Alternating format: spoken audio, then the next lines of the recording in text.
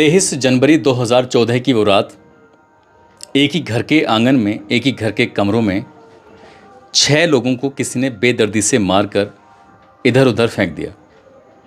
मैं बात कर रहा हूँ उत्तर प्रदेश के ज़िला बुलंदशहर का। एक थाना लगता है नरोरा और इसी थाने का गांव लगता है पिलखना। पिलखना में एक ही परिवार के जब 6 लोगों की हत्या हो जाती है तो इस हत्या से आसपास के इलाके के लोग दहल जाते हैं। बड़ी संख्या में बड़े बड़े ऑफिसर पहुंच जाते हैं और सबका एक ही मकसद था कि जितने भी इस घटना के पीछे दोषी हैं कम से कम समय में उनको सज़ा मिलनी चाहिए। जब पुलिस प्रशासन पर लगातार लोगों का दबाव बन रहा था तो पुलिस प्रशासन ने पड़ताल करनी शुरू की और पड़ताल करने में पता चलता है कि इन्हीं लोगों का जो ख़त्म हुए हैं परिवार से ही उनकी दुश्मनी है। सगे लोग अपने ही दुश्मन बन जाते हैं और पुलिस ने अपनी जांच पड़ताल में 4 लोगों को दोषी माना, जिसमें एक महिला और 3 पुरुष। यानी कि अगर मैं बात करूं उनकी तो एक मोबिन खां हैं, मोबिन खां की पत्नी नाजरा, और एक साजिद हैं जिनके पापा का नाम जैकब, और जैकम खुद भी शामिल। यानी कि 4 जने हो जाते हैं। पुलिस उन्हें गिरफ्तार करती है। गिरफ्तार करने के बाद जेल भेज देती है और ट्रायल कोर्ट से एक फ़ैसला आता है 11 जनवरी 2016 को, और ट्रायल कोर्ट उन्हें फांसी की सज़ा का हुक्म सुना देता है। उसके बाद मामला हाई कोर्ट पहुंचता है और हाई कोर्ट से 18 मई 2018 को एक फ़ैसला आता है कि इसमें जो महिला है नाजरा वो दोषी नहीं है, बल्कि 3 जो व्यक्ति हैं वो दोषी हैं और तीनों को फांसी दी जाएगी और नाजरा को उसे बाइज्जत बरी कर दिया जाता है। मामला फिर सुप्रीम कोर्ट पहुंच जाता है और सुप्रीम कोर्ट जब मामला पहुंचता है, इस मामले की सुनवाई का सब लोग बड़े बेसब्री से इंतज़ार कर रहे थे कि अब इसमें क्या होने वाला है। मगर सुप्रीम कोर्ट में जो वकील जिरह करते हैं बचाव पक्ष के और दूसरे पक्ष के, तो सुप्रीम कोर्ट जो अपना फ़ैसला देता है तो उससे बड़ी हैरानी हो जाती है। दिसंबर 2021 को इसका फ़ैसला आता है और सुप्रीम कोर्ट कहता है कि ये दोषी ही नहीं है, इनको तो आपने बेवजह पकड़ा है, इन्होंने ये जुर्म किया ही नहीं है। सबको मालूम था कि 6 लोगों की हत्या हुई है, लेकिन बहुत कम लोग जानते हैं 6 नहीं 8 लोग मारे गए थे। थोड़ा सा और पीछे चलते हैं। जब ये 2014 में एक घर में 6 हत्याएं हुई थीं और जिस मामले में पुलिस ने दोषी बनाया था नाजरा को, नाजरा के गर्भ के अंदर एक बच्चा पल रहा था और इसी भागा दौड़ी में उसको गिरफ्तार करने में, इधर से उधर ले जाने में उसका बच्चा गिर जाता है। ये बहुत कम लोग जानते हैं। एक तरफ फैसले के आने का इंतज़ार चल रहा था जब सुप्रीम कोर्ट में मामला चला जाता है दिसंबर 2021 में, और इन्हीं में से जिनको आरोपी बनाया गया था, दोषी बनाया गया था, मोबिन खां, उसका एक बच्चा जिसकी उम्र 15 साल थी वो ख़त्म हो जाता है, मर जाता है। मोबिन खां को इस बात का बिल्कुल भी इल्म नहीं था कि मेरा बेटा बाहर है और वो मर चुका है। अप्रैल 2021 का ये वाक़या है। वो बच्चा इस दुनिया में नहीं है, लेकिन जब सुप्रीम कोर्ट कहता है कि तुम्हें बाइज्जत बरी कर दिया जाता है, तो बाइज्जत बरी होने में 8 साल का समय लग जाता है। 8 साल में दुनिया कहाँ से कहाँ पहुँच चुकी थी, बहुत कुछ बदल चुका था। सब कुछ बर्बाद होने के बाद भी परिवार के ही तो लोग मारे गए थे और परिवार के लोगों को ही इन्होंने दोषी बना दिया। और जब उन दोषियों पर मामले की सुनवाई चलती है तो पता चलता है कि ये दोषी ही नहीं है। दोषी कौन है, क्या है, ये तो खैर पता नहीं, लेकिन मैं आज उन्हीं मोबिन खां के पास हूँ जिनके पिताजी, जिनकी अम्मा, जिनके सगे भैया, जिनकी सगी भाभी, जिनका सगा भतीजा, जिनकी सगी भांजी, ये तो मरे ही थे, मगर एक बच्चा इनका जो उनकी पत्नी के पेट में पल रहा था वो भी मर जाता है। एक बच्चा जो बड़ा था, जिस पर जिम्मेदारी आ जाती है, जो घर का खर्च उठा रहा था, वो भी मर जाता है। 8 लोग चले जाते हैं और कोर्ट इन्हें बाइज्जत बरी कर देता है। मोबिन खां हमारे साथ हैं, इन्हीं से जानेंगे कि जब इन्हें पुलिस पकड़ के ले जाती है या इन्हें पता चलता है कि घर के परिवार के लोगों के साथ ऐसा हो जाता है, इनको ही दोषी बना दिया जाता है, आगे की कहानी क्या है वो मोबिन खां की जुबानी ही सुनते हैं। मोबिन जी, हालांकि बहुत दुख की बात है, बहुत परेशान की बात है, 8 साल का समय बहुत बड़ा समय होता है और 8 साल तक आप जेल में रहे जी, तो कैसे क्या रहा, मतलब आप बताएंगे कुछ इस बारे में? हाँ, बहुत है दिक्कत रही। पहले तो हम यहाँ से गिरफ्तार होके जो गए तो हमने जब ये समझ लिया मेरी अब हम फंसा दिए गए इस केस में, तो ज़िंदा निकलना मुश्किल है जेल के अंदर से। फिर तो हमने एक अपने आप को मान लिया कि अब मर के ही निकलेंगे जेल से बाहर, ज़िंदा नहीं निकल सकती। बहुत है कि मिट्टी ख़राब हो रही थी जेल में, तो इतनी क्रिया ख़राब हो गई जिसका कोई जवाब नहीं। खाने पीने का बहुत ही है कि ज़्यादा परेशानी होती, मुलाकात कोई करता नहीं था। बच्चे भी है कि 1 साल तक कोई नहीं गया, कैसे थे बच्चे कैसे नहीं थे कोई पता नहीं बच्चों की।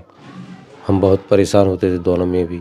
सबसे पहला कलंक तो आप पर यही लग गया कि अपने ही माँ बाप को, अपने ही सगे भैया, अपने सगे भाभी, अपनी ही सगी भांजी, अपना ही सगा भतीजा, इनको मारने का आरोप। तो लोग आपसे वैसी नफरत करने लगे होंगे। वैसे भी नफरत करने लगे, और फिर जब उनको बताते लोग समझते, और जब रहते उनके साथ तो वो कहते नहीं यार ये तो है ऐसे दिख रहा है, जो कसूरवार होता है वो पता लग जाता है। ये है का सीधेपन में फंसा दिया इनको किसी ने। लोग धीरे धीरे समझने लगे थे कि हाँ ये दोषी नहीं है, ये है का फंसाए गए हुए हैं। आपके गांव में आपकी तो बड़ी चर्चा रही है। आपका जो परिवार है, ख़ानदान है, बहुत मालदार लोग रहे हैं। ईंट भट्टे चलते थे, ज़मीन जायदाद के काम होते थे। तो अब तो मेरे ख्याल से जब, क्योंकि निचली अदालत से लेकर हाई कोर्ट, सुप्रीम कोर्ट तक मामला पहुंचा है, तो बहुत पैसा खर्च हो गया होगा। अब कुछ बचा भी नहीं है। मैं देख रहा हूँ कि किराए का मकान है जिसमें आप रह रहे हैं। जी हाँ, 3-4 महीने का मकान का किराया भी नहीं दिया है। बहुत इस समय परेशानी है, काम धंधा भी नहीं है, खाली बैठा हूँ। अभी 2-3 दिन बेलदारी करने गया हूँ जिससे कुछ खाने का खर्चा चले, क्योंकि जेल से आके निकलने के बाद कोई काम धंधा है नहीं मेरे पास। प्लम्बर का काम जानता हूँ, प्लम्बर का काम मिलेगा तभी तो लोग मुझे जानेंगे, मैं उनको जानूंगा तभी मार्केट में काम मिलेगा। एक दुनिया एकदम से पलट गई है जी। गांव के ज़मींदार रहे हैं आप, और ये सब कुछ ख़त्म हो गया, एक मज़दूर बन के रह गए हैं। मजदूर बन के रहेंगे, तो अब ऐसी कंडीशन में बच्चे पालना भी बड़ा मुश्किल हो रहा है। बड़ा मुश्किल हो रहा है। अपना घर भी छोड़ना पड़ गया, सब कुछ। घर भी छोड़ना पड़ेगा, घर में अगर झाड़ झुक्कर सब खड़े हुए हैं, घर भी अगर वीरान हुआ पड़ा है, वहाँ पे कुछ नहीं है रहने लायक। वहाँ पे जाकर बैठ के पानी भी नहीं पी सकते अपने घर में, इतना झाड़ झुक्कर भरा हुआ है घर में। पहले दिन जब आपको ये पता चलता है कि आप पर ही इन सब की हत्या का आरोप है और पुलिस आपको पकड़ती है, तो वहाँ से चलते हैं, तो वहाँ क्या मतलब सोच रहे हैं आप जब जा रहे हैं जेल में? जेल में जा रहे तो हमने अपने आप को ऐसा समझ लिया कि हम ख़त्म हो गए, अब हमारा जीवन ख़त्म हो गया। अब तो हम सिर्फ जेल में तड़प तड़प के मरेंगे, बाहर नहीं निकल सकते। क्योंकि 6 अपने ही परिवार, सबसे पहला दुख तो मुझे यही था कि हमारा ही अपना परिवार, फिर ये कलंक ऊपर से कि तुमने अपने माँ बापों को मार दी, परिवार वालों को मारा, तो कैसे निकलेगा? कोई भी हमारी जज या कोई वकील भी है कि हमारी फाइल भी नहीं लेगा, कहेगा भाई तुम अपने घर वालों की सगे न हो तो हमारे क्या होगी। तो हमें उम्मीद नहीं थी, लेकिन ये है कि बस अल्लाह पे उम्मीद थी। अल्लाह ने ये का मदद करी, मैंने कहा अल्लाह ही तू ही मदद कर सकता है हमारी। तो मुझे अल्लाह पे भरोसा था कि जो भी करेगा अल्लाह अच्छा करेगा, जो भी करेगा, तो अल्लाह पे ही भरोसा था। आज जो भी है कि मुझे अगर नई ज़िंदगी दी है तो अल्लाह ने दी है, बाकी मुझे उम्मीद नहीं थी कि मैं ज़िंदा निकलूँगा। इस मामले से सन 2014 से पहले आपके ऊपर कोई केस, कोई बात, कोई शिकायत, कुछ ऐसा? कोई ऐसा नहीं। मैं तो हैगा प्लम्बर का काम करता, यहाँ पे भट्टा चलाता। दिल्ली में मेरा काम चल रहा था पार्सन ऑफ डेवलपमेंट लिमिटेड में, वहाँ पे बहुत अच्छा काम चल रहा था मेरा। एक अच्छी नौकरी कर रहे थे आप? हाँ, ठेकेदारी कर रहा था मैं। ठेकेदार थे आप? 30-35 आदमी रोजाना मेरे नीचे काम करते। वहाँ पे तो मेरा आएगा अपना मकान भी था दिल्ली में, नंगली बिहार में मेरा एक मकान था। चीटी भरी मुझे परेशानी नहीं थी, 50,000 60,000 पर महीने कमाता था, इससे ज़्यादा भी कम जाता था क्योंकि ठेकेदारी को लिमिट। तो इस बुलंदशहर की जेल में कितने दिन रहे आप? 4.5 साल रहा इसमें, और बहुत मिट्टी ख़राब रही। खाने पीने की तो बहुत ही एक दिक्कत रही, क्योंकि रहने का तो कोई वो नहीं है। रहने को भी इतने आदमी भर रखे थे बैरंगों में कि सोने तक कोई जगह नहीं थी। रास्ते में लेटते थे, हमारे उलांग के जाते, लेटरिन पेशाब को जाते आदमी तो उलांग के जाते थे क्योंकि जगह नहीं थी उसमें। एक बैरिंग में 135 आदमी 40 आदमी भरते थे, इतनी क्षमता नहीं है। 80 आदमियों की क्षमता नहीं है और भर रहे हैं कि 135-40।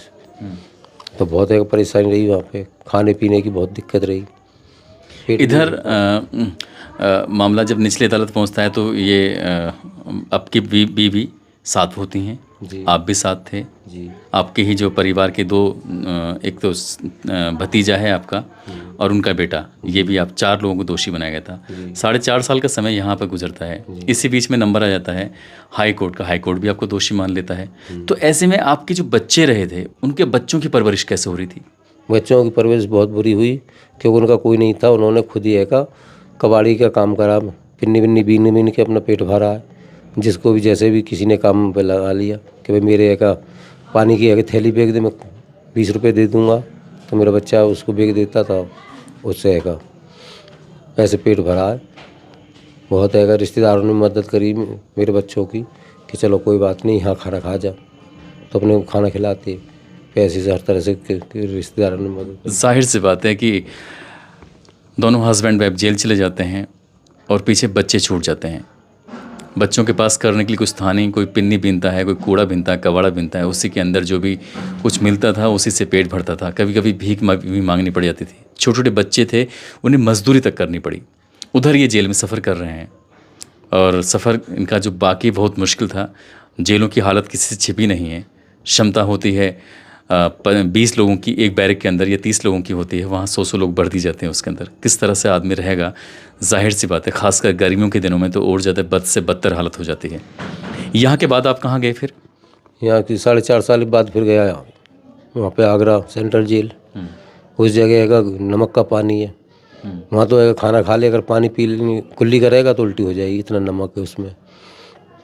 आरओ का पानी है, वहाँ पे आरओ पानी मिलता, बहुत बहुत दूर से लाना पड़ता। कभी है वहाँ पे आ जाता था बैरिंग की। अच्छा, उसमें जेल में आरओ की व्यवस्था भी थी पानी की? लेकिन ये है कि आरओ ख़राब हो गया। आरओ का पानी आ रहा तो वहीं पे नीचे आएगा। हम 3 मंजिल पर रहते थे, तो 3 मंजिल से नीचे लेके जाते थे हम। कभी वो बंद ख़राब हो जाता तो फिर गल्ला गोदाम से लेके आते थे पानी। कभी है नाइट से लेके आते थे, कभी अस्पताल से लेके आते। वहाँ तो बहुत ही कम मिलता था, हाथे के अंदर बहुत कम पानी मिलता, वरना दूर से ढो के लाना पड़ता था। कम से कम है 100 मीटर दूर से ला करती, 100-150 मीटर दूर से। आपको ये कब पता चला कि आपकी वाइफ को 2-3 महीने का गर्भ था और वो गिर गया था?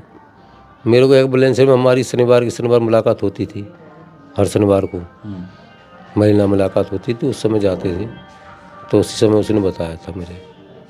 अच्छा। हाँ, कैसे से परेशानी हुई है, क्योंकि महिलाओं पुलिस ने भी पीटा था ना लेडीज़ को, हमारी घरवाली को, कि तू बता कुछ। अब उसे पता होता तो कुछ बताती, तो उसकी मार पिटाई की वजह से ये इस तरीके से हो गया था। मारपीट करके आप कुछ भी कहलवा सकते हैं, कुछ भी कर सकते हैं, क्योंकि आपको ज़्यादा अधिकार दिया गया है। वर्दी पहनकर कुछ लोग वैसे भूल जाते हैं कि वो भी एक वर्दी के अंदर एक इंसान है, और अगर इंसानियत ज़िंदा रहती तो शायद ये बेकसूर लोग जेल की सलाखों के पीछे 8 साल तक अपनी ज़िंदगी बर्बाद नहीं करते। इनके बच्चे भीख नहीं मांगते, इनके बच्चे कूड़ा कबाड़ा बीन कर अपनी ज़िंदगी जीवन यापन नहीं करते। और कहानी यहीं पर ख़त्म नहीं होती, बल्कि जब एक तरफ तो छूटने की तैयारी चल रही थी, दूसरी तरफ बच्चा ख़त्म हो जाता है। तो दूसरा जो बेटा है आपका, दूसरा बेटा मतलब कि पहले तो खैर पता नहीं कि बेटा होता या बेटी होती, लेकिन जो दूसरा था वो 15 साल का, अच्छे खासी जिम्मेदारी भी निभा रहा होगा घर की। तो ऐसी कंडीशन में जब, हाँ, मैं बात हाई कोर्ट पे करूं तो हाई कोर्ट से पता चला कि आपकी पत्नी को रिहा कर दिया गया, कि वो दोषी नहीं है, तो ऐसी कंडीशन में आपको कुछ लगा कि हाँ मुझे ये लगा कि चलो मेरे बच्चे इनको ये देख लेगी, क्योंकि बच्चों के लिए माँ या बाप एक तो ज़रूरी होना जरूर चाहिए। तो ये कि माँ जाएगी पहुँच जाएगी, मैंने चलो अब ये बच्चों को पाल लेगी, कम से कम उनको काम समझाएगी, काम करा लेगी, जिम्मेवार एक पहुँच गया बच्चों। जेल की ज़िंदगी तो खैर किसी से छिपी नहीं है कि वाकई बद से बदतर हालत हो जाती है। लेकिन अब आप फ़िलहाल किस तरह के सफ़र कर रहे हैं? आप किस तरह की मतलब परेशानियाँ आप झेल रहे हैं? अरे हम तो बहुत परेशानी झेल रहे हैं। नसीब में जो लिखा है शुरू से एंड तक परेशानी झेली है। मतलब किस तरह की बताएंगे? अरे क्या बताएं, बस नसीब में जो लिखा है अब क्या बताएं। बच्चों की भी परेशानी है, कपड़ों से, मकान से, घर बार से। माँ गए गांव में गए, गांव में जाने के बाद में उसने अपने हिस्से की दीवार नहीं तोड़ने दी। कल्लू खाना हमारी जेठ ने दीवार की थी मकान की, तो वो भी नहीं तोड़ने उसको हमने कहा कि गिरा लेंगे, कम से कम हमारे ऊपर गिरेगी, दब जाएंगे हम, क्या फ़ायदा है। तो वो गिरा दी है कि दीवार में इसको सही तरह से लगा पुलिस भेज दी। इस बात पे भी उसने पुलिस भेज दी। फिर पुलिस वाले ये कह रहे हैं कि ये बताओ तुम्हें रहना है कि तुम फिर जेल में जाओगे, फिर दूसरा केस लगा कर और तगड़ा जो कि तुम निकल नहीं सको, ऐसा केस लगा कर भेजा। पुलिस धमकी दे गई, तो फिर वहाँ से गांव से भी चले आए। हम अपने अलीगढ़ में रह रहे हैं, अपने किराए का मकान लेके, यहीं पे बच्चे लेके रह रहे हैं। सारी दुनिया उजड़ने के बाद जो अपना गांव था, जहां पर बचपन बीता, जहां पर जवानी, जहां पर दोस्त भी रहे होंगे, जहां पर बहुत सारी यादें भी जुड़ी होंगी, इस घटनाक्रम के बाद 8 साल जेल में रहे और सब कुछ छूट गया। बाद में जब जेल से छूटते हैं, बाइज़्ज़त बरी हो जाते हैं, तो गांव वालों को इन्हें रखना चाहिए था, लेकिन गांव वालों ने गांव में रुकने ही नहीं दिया, टिकने ही नहीं दिया। इन्होंने सोचा कि बाद की जो ज़िंदगी बची है उसको बहुत अच्छे से गुजारेंगे, लेकिन वहाँ जब रुकने नहीं दिया तो इन्हें एक नया आशियाना, वो भी किराए का आशियाना, जो आप देख रहे हैं, किराए का आशियाना लिया अलीगढ़ में, और यहाँ रहकर ये अपना सारा काम धाम जो भी कुछ कर रहे हैं सो कर रहे हैं, आगे चलाने की कोशिश कर रहे हैं। मैं आपको बताऊं कि संस्था है मिलाप संस्था ने इनकी कुछ मदद करने का बीड़ा उठाया है। उसका लिंक मैं डिस्क्रिप्शन में डाल दूंगा। आप भी अगर इनकी मदद करना चाहते हैं, क्योंकि अब इनके पास कुछ नहीं बचा है। एक ज़माना था जब ज़मींदारी वाला दौर था, कोई कुछ मांगता था तो 10-20 हज़ार रुपये की यूं ही मदद कर दिया करते थे। अब 10-20 रुपये की मदद के लिए भी तरसते हैं। यदि आप चाहते हैं कि ये परिवार दोबारा से उठ जाए और फिर से मेहनत करके कुछ करे अपने बच्चों के लिए, जिसके बच्चे इंग्लिश स्कूल में, कॉन्वेंट स्कूल में पढ़ते हैं और आज वो भीख जैसी स्थिति ही है, इधर उधर मांग के ही तो ज़िंदगी गुजार रहे हैं। अगर आप इनकी मदद करना चाहते हैं तो लिंक डिस्क्रिप्शन में है और मैं अकाउंट नंबर भी इसमें आपको दे दूंगा, तो आप इनकी मदद कर दीजिएगा ताकि ये फिर से उठ खड़े हों और अपनी जो बाकी की ज़िंदगी है, अपने बच्चों की जो ज़िंदगी है, उसे खूबसूरती से गुजार सकें। दोस्तों, इस घटनाक्रम को, इस कहानी को, इस बात को सुनाने का उद्देश्य किसी को परेशान करना नहीं था, किसी का दिल दुखाना नहीं था, बल्कि आपको जागरूक करना है, आपको सचेत करना है। और मैं एक मैसेज, एक संदेश पुलिस वालों को देना चाहता हूँ। भले ही चाहे पब्लिक का कितना ही दबाव हो, पब्लिक पता है क्यों शोर मचाती है, क्यों हंगामा करती है? क्योंकि पुलिस पर भरोसा नहीं है।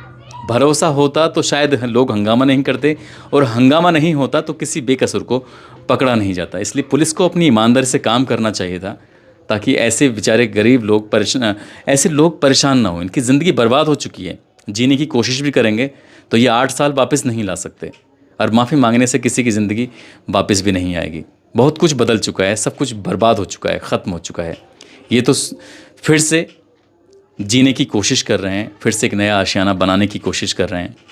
इसलिए आप चाहें तो इनकी मदद कर सकते हैं ताकि इनका आशियाना फिर से खड़ा हो सके। अपना ख्याल रखें, सुरक्षित रहें। जय हिंद, जय भारत।